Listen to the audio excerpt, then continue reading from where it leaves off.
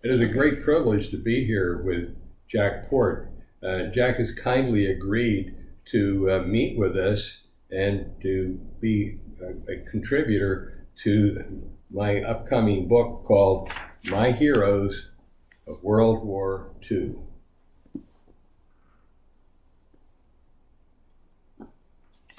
And as I say, it's kind of a miracle that we're here. The fact that we've met, and the fact that Jack has survived this gruesome business of World War II, but went on and has lived a long, full life. And so we're so happy that we can actually have a chance to talk. Jack was born in 1922, and now 97 years old. So, well, first thing he asked me when I came in the door was, "How old are you?" Well, I'm a lot younger, that's for sure. But the point is that he's interested in people, and he's interested in where people fit into this big mosaic of the World War II drama. So he was part of Operation Overlord, and so he was part of the invasion of northern France. And so he was in the 4th Infantry Division, and they landed on Utah Beach. And so that was a pretty exciting time for him. I'm sure that he had a lot of worries and anticipations as to what was going to happen, because that was like jumping off into the wide open spaces, and there were German bullets flying over his head. So at any rate, we're not going to learn too much about him because it's all in this book. And so if you want to read the details about Jack Port's life in the 4th Infantry Division, it's here in this book. Jack, maybe we want to start talking about some stuff, or I'll jump in with some questions. Short recap of where I was and how I got in the Army. My parents were immigrants, and my dad went to work in LA in a dress factory, sewing machine operator. He tried to unionize, and they fired him, and it was bad. Financially, it was a bad time for everybody. And he was offered a job in Mexico, and we had gone down to Mexico because he was offered a job for a friend of his that was from Estonia. And it was dirt roads, it was prostitution and bars, and they had a bad earthquake that night. And my mother said that she couldn't move down there and bring 3 kids down there to raise them. So they came back to San Diego. They were heading back to Los Angeles, and they came over from San Diego. They were heading up the 395 highway, and they looked out in the valley from Lake Hodges there, and there was a beautiful place with all oranges and grapes, and everything was planted. It was just really a beautiful place. And there were only 1,100 people at the time in Escondido when we moved there. And that was in 1927. So you were a year old? No. Before 4 years or 5 years old. Okay. No. But so were you in Mexico too, or were you down? No, we went with my parents. Okay. To Mexico, the family. Uh-huh. My dad had an old Dodge truck with grapes on the side. I can remember, and that's what we went in. We're going to move there, and that didn't work out. So they looked at Escondido. My dad says, "I'll settle here." And my mother said, "What are you going to do for a living?" He said, "I'll find some deal. It'll be a pedal junk." Or they had $14, and there's a lot of stories like that. So we ended up in Escondido, and the first house that we moved into was a barn. We didn't have any plumbing. The city made us move within a few days, and we had a friend and family still in Escondido where they rented us the house for $7 a month. And that was how we got to Escondido. So we're near Escondido right now. This video is being made near Escondido in a place called Oceanside. Yeah. So Jack hasn't moved too far. So every kid in Escondido had a gun, a BB gun or a .22, and hunting was a big thing at that time. And there was one thing that my brothers and I wanted was a gun, but my dad would not allow to buy us a gun. He would not allow a gun in the house that he didn't shoot, he didn't kill, or anything like that. So consequently, I a weapon is still a foreign thing to me. And that's probably, my background is such that it's probably one of the reasons I'm so anti-NRA. For example, I've got a grandson that lives at Yosemite Park. He's been up there for years, a little place called Mariposa. I don't know if you know what Mariposa? that is. Yeah, by Oakhurst up there. And he hunts a lot, and he's got a pickup truck, and he's got a gun, and every time he comes down here, I will not allow him to bring a gun in the house. So it's just the way I was raised. And so what I'm trying to emphasize is that the weapon is a foreign thing to me. It really is. I have no interest in them, and a lot of people are in it. But it became a good friend of yours after a while. Well, after a while they did, yeah. And then I'd been up at UCLA just the 2 years, and the war came along, and everybody was ready to work at the aircraft factory. And I decided to move back, and I got a job there, like I was telling you here before, like making around $40 a week, which was really... What factory was this? Consolidated Aircraft. And I was there 2 years before I went into service. Mm-hmm. And then there was only 3 of us left in Escondido. And... that were, what, draftable or in your family? They were not drafted. Everybody had been drafted in Escondido except 3 of us. One of them, who owns a big lumber company today, Warren Wexler, never went, and Dan Johnson, whose family was big ranchers over there, never went. And one of the reasons I went, being Jewish, I didn't want somebody to say that I was being deferred. And I didn't want some of those, because we did have anti-Semitic people there at that time. Mm-hmm. There's probably still anti-Semitic people, but I decided that I was going to go ahead and volunteer, so I quit my job and went to the draft board. I was drafted, went into the Army, went up to Camp Roberts, which is in Central California, and I took 12 weeks basic training in its infantry. And what I couldn't understand at the time was that Camp Roberts, I think you know where it is, near Paso Robles in that country there, the people that were being trained there were being shipped to the Pacific. And all of a sudden an order came down that half of the camp, and I don't know if it was A to M or M to Z, was going to be shipped to New York. We couldn't figure that out because here we are, you're over here, combat ready, and they ship us back east. So they shipped us back east on a train, boarded us on a... this was after your training? I was on after the training, 12 weeks, and basic training. Well, I ended up in the Firth of Clyde, which is in England, and shipped us all night down train that had the blinds on. It was dark, blacked out and everything. And that's where I joined my outfit. Now, the 4th Division was formerly a National Guard outfit in Alabama.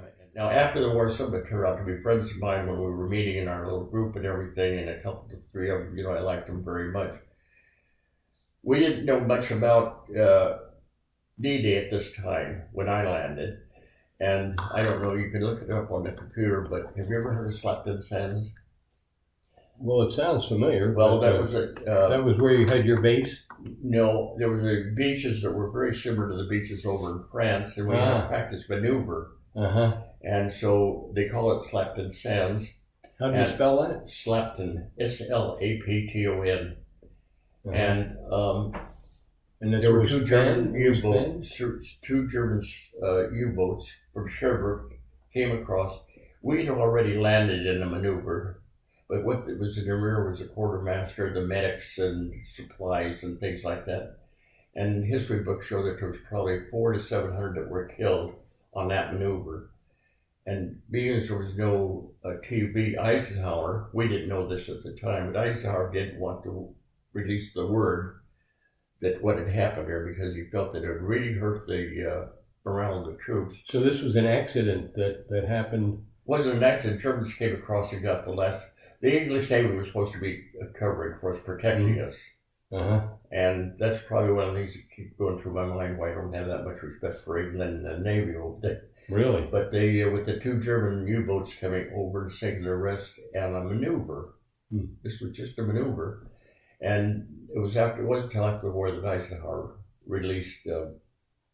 And so the U-boats fired with machine guns cannons? With their artillery fire. One ship, one submarine torpedoed them. Sure. And, wow. Yeah, there were a lot of them that were 400. Did you say? Well, some of the history books will tell you 700. 700. This was just in a maneuver. Wow, I've never heard about this. Well, you This might is want to amazing. pull it up. It's quite an interesting. It wasn't. So yeah, it was your first baptism of fire. Well, we had already landed on the beach, but they hit the tail end of the ships. They Uh-huh. were preparing to land D-Day. Uh-huh. So we actually weren't in that, at the tail end. We were already, I was on the LST, jumped off, was on the land, and everything when this happened. It was probably a mile and a half out. I see. So then that's the first that we really get to hear about D-Day, and then we started get preparation for D-Day. And I guess we probably didn't hear about D-Day until about 2 weeks before we really jumped off or land. And Well, nobody knew about it. Probably. Yeah. the weather was bad, and it kept stalling. Now you got to remember, I was only a buck private.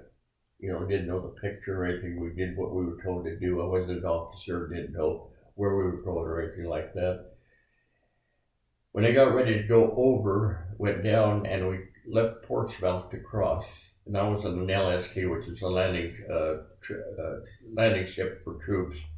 And they had, before I went, they handed me my rifle belt, my cartridges, 2 bandolers of shells, bullets. These were for M1. I have one M1, yeah. So they were that little spring clip that held and 8 rounds. 4 hand grenades on me. And I thought, holy toly, here's a kid that doesn't like fire. And here I am with all of our impregnated clothing and everything. But we were lucky. Where they really caught hell was Omaha Beach. That's really where they hit a bad spot. We landed farther up, I call it north, but it's up towards Cherbourg, and where we landed about 2 miles off from where we were supposed to. And we were lucky because there weren't many German troops there. There was a pillbox there, landed, and Pointe-du-Hoc is where the Rangers went up the cliffs.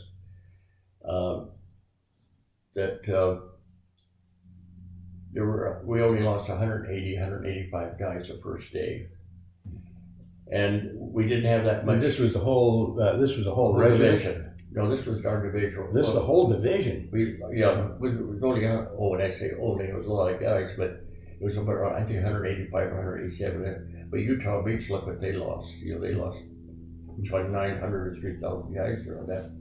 They had a bad time there. From there, our objective was Cherbourg, and what it reminds me a lot of is our coastline here, maybe from Santa Maria Oceanside down to San Diego being a port. So we jumped, and the first day in, I think we were probably about a mile. The Germans had inundated all that land, and we had to walk on roads to get off the beach. And I think of a lot of things. It's like, I get on tangents. Who jumped with us was Roosevelt's grandson was. Oh yeah, I heard about that. Well, he died from a heart attack, and he was on the beach with a cane. He volunteered to go because he didn't want anybody to say that he shirked his duty. Yeah. Then I think it was about a month and a half later that he passed away. He died from a heart attack. Yeah, I heard about that. Yeah. So you were with him. Oh yeah. Wow. Yeah, and then we were in about 4 days. I was just thinking of highlights. A Jeep came up with 5 stars on it, and it was General Eisenhower. We were dug in. Now I didn't see another general during the entire war. He's the only general I ever saw during the war. Really? Only general? Came right at the front. Wow, and it was Ike. And then who was in another Jeep with him was Ernest Hemingway. Really? And we got caught under fire, and Hemingway jumped into the next foxhole with a guy named Stewart in our outfit. I didn't meet him personally or anything, but it's just a highlight of seeing him personally and everything.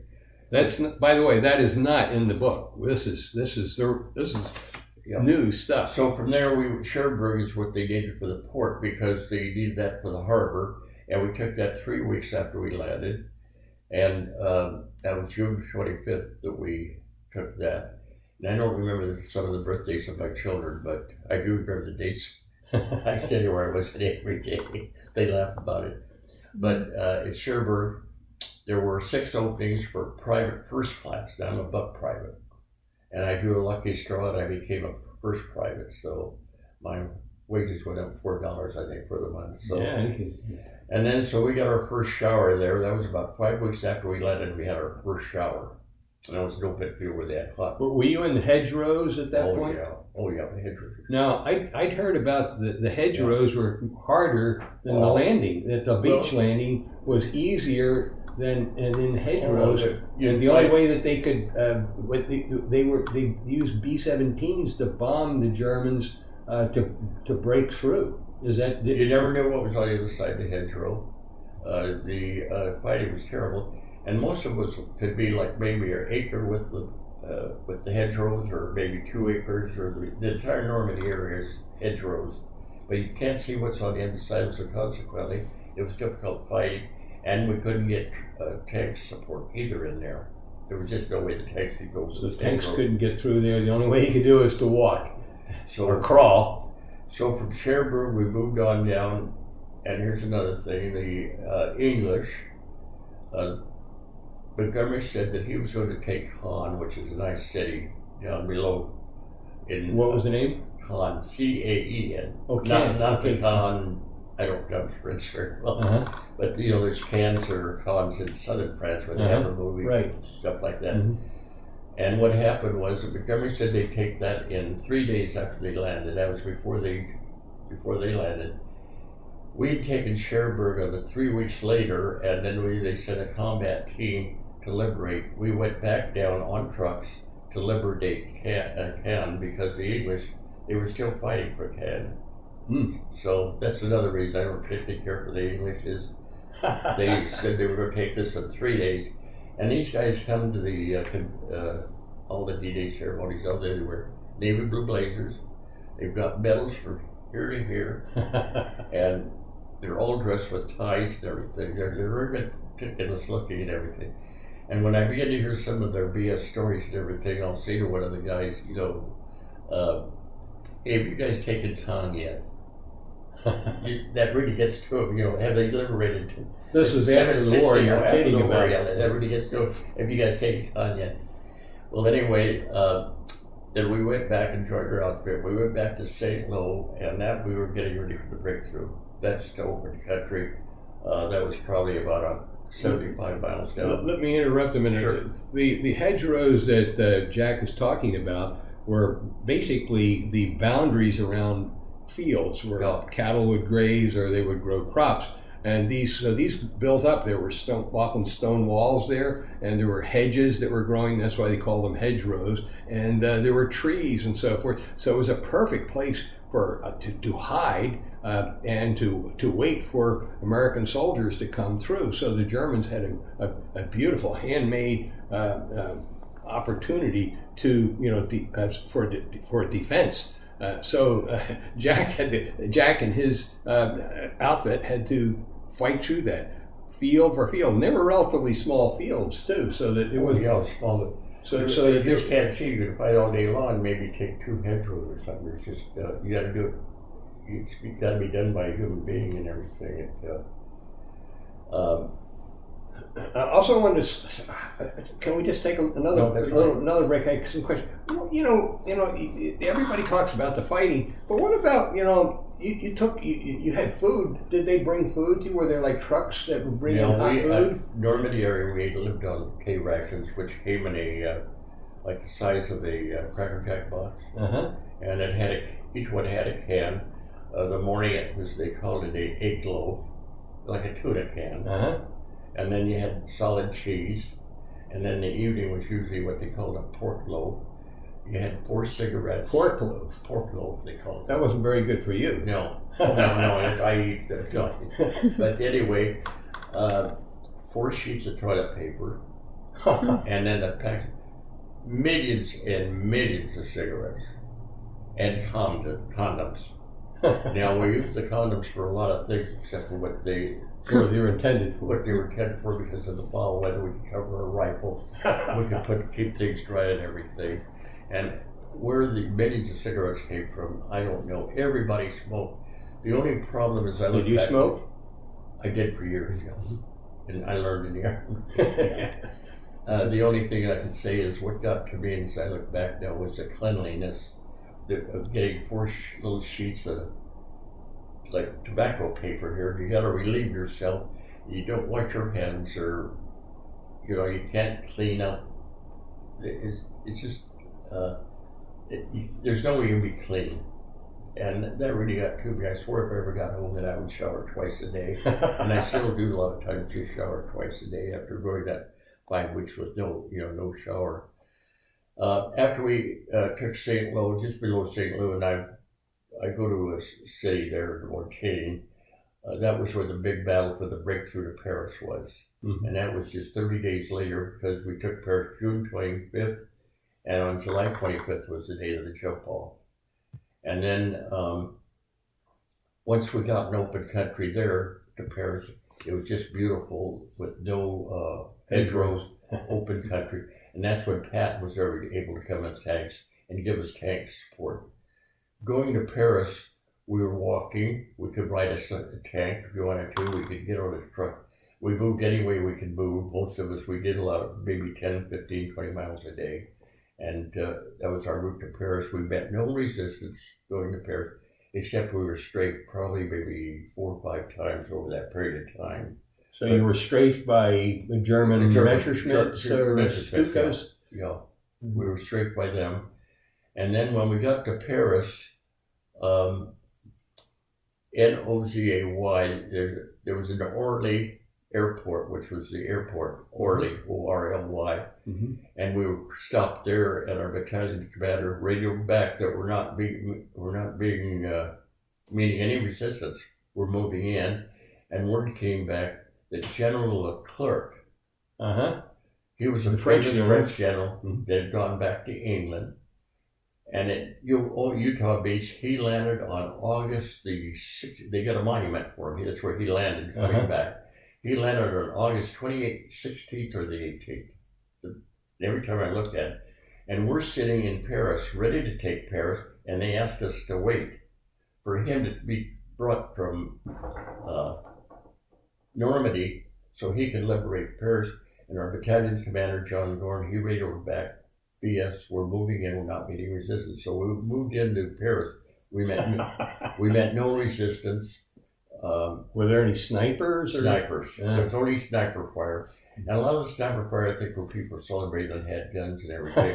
They had what they called the FFI, was the Free French. It was civilians but we were only in Paris 3 days. The night that we were in our objective was the Turkish embassy, and I'm not sure exactly where that was or anything. And that's the first time I ever saw the restroom with no toilet, but just 2 footprints here with a hole in them. But that was a step up, though, wasn't it? Yeah, but it was just a step up, yeah. And then the second day, well, you've seen pictures of the crowds, Liberation of Paris. It was just unbelievable. But no firefights or anything like that, just sporadic here and there. There was sniper fire. The next day, the Notre Dame Cathedral, where the big Catholic church is, we had a Father Fries that was our battalion chaplain.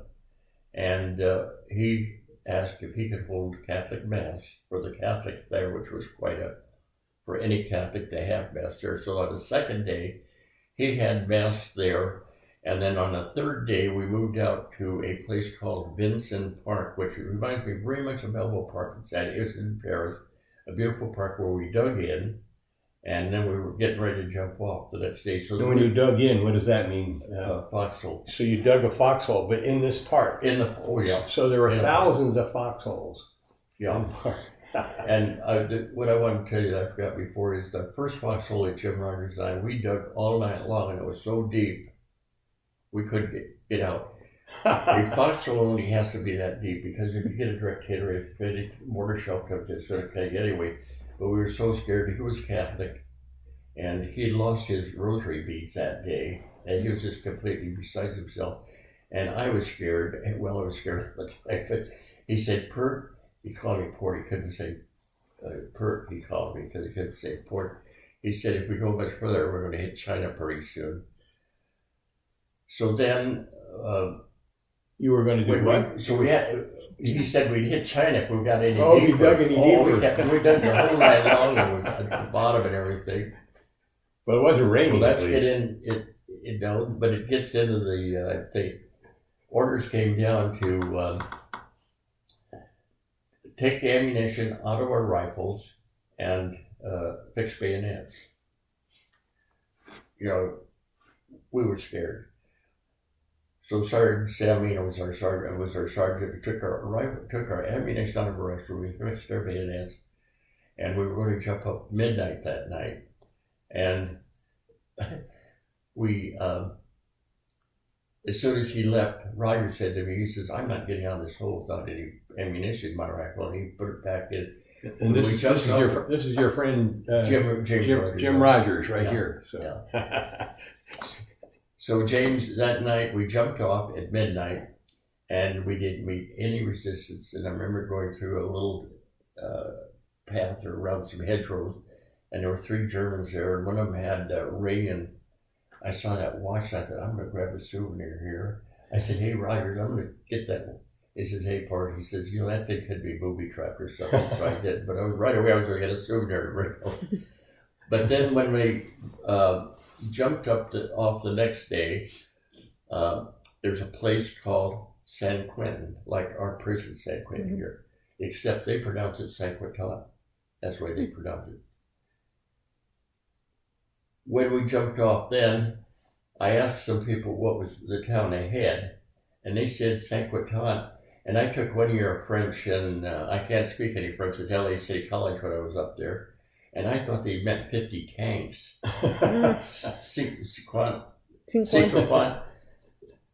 Tanks. But anyway, what they meant, it was San Quentin is how they pronounced the name of that town. But then Jim and I still remember the times we were going. This farmer had a wheelbarrow. And in the wheelbarrow, he had a 7 or 8 year old boy that had been killed from shrapnel. And of course, as you start in the country there, you got the cows and everything, you know, they blow up when they get killed. They're all over the field, and the horses that were killed, the people would get the meat off of that as soon as they could, because, you know, they all wanted meat, and they still serve horse meat, I guess, sure. In France.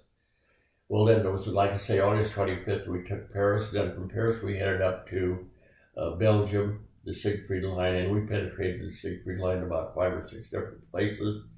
Can I interrupt you for a minute? Sure. Just hold that thought. So the idea here was that there was a lot of civilian casualties here. Jack saw some of them, and they were horrendous. A little boy was killed by shrapnel. The father possibly was bringing him home in a wheelbarrow. Yeah. And those were the people I felt for, because the Southerners, you talk about looting and getting souvenirs and tearing houses apart. What happened was that the Germans were defending the towns in France, and I was going to make a point there and I forgot. But anyway, the point I was going to make: the Germans, they defended their ground in towns, because then the towns were destroyed badly. But when they got on the German soil, they always pulled out and defended themselves on the high ground, or they were retreating like all the time. But they didn't want their German towns to be destroyed like they were in France, but they always fought in towns in France. And we penetrated the Siegfried Line 4 or 5 times, then we got orders, we went up to the Burton Forest, which was the worst battle of the entire war, I think. It's about 50 square miles of forest, and the weather was bad, the snow, and frostbite was a big thing. And this is the Hurtgen Forest, yeah. And this was in Germany. Pardon? This was in Germany. On the border, yeah. And the Siegfried Line, that was, for historical purposes, that was a First World War resistance defense that the Germans had. And but they were going back and forth on it. Did they have tank traps there, or they had like these big? They call them dinosaur teeth. Dragon's teeth. They call them dragon's teeth. Yeah. They pulled us out and moved down, headed about 5, 6 different places with.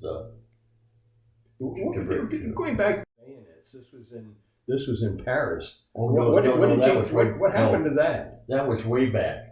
I happened to think of it, we were talking earlier, I thought about that, but that happened in the Normandy area. It was about 3 days or 4 days. What was the reason for it? No, we used to wrap farm day, we used to cut stuff with they use them, but we never used them or anything. I never used them or anybody. I didn't know of anybody that used them. Yeah. But you had a bayonet. Yeah, the bayonet was generally about a sheath knife. The blade was a little longer than the handle, Yeah. and that snapped on the muzzle of the M1, and there was a little catch there. You could release or attach it. But at any rate, I don't know what kind of a command you had, but that seemed like I just wanted to find out what the point of all that was. And getting back to St. Louis, I was offered a battlefield commission, but I didn't take that. I didn't want it. Second lieutenants and first lieutenants were a dime a dozen, and those were the guys that were out there leading troops. But from your captains on up, they worked out leading the troops, like the second lieutenant or first lieutenant. I did, and also another reason I didn't want to become the second lieutenant was I don't know how they do it now, but in jumping off, you have an objective, whether it be Oceanside or you're heading towards Oceanside, and you pick two guys in the morning if you're jumping off. You have one lead man and a second lead man. Well, who do you usually point friends, or do you take guys you don't like and hey, will you jump off you? And I didn't want this responsibility, so I didn't accept the battlefield commission. When we got to the Hurtgen Forest, we had about 200 guys in our company, and I think we were knocked down to about 100. And a lot of them were with cross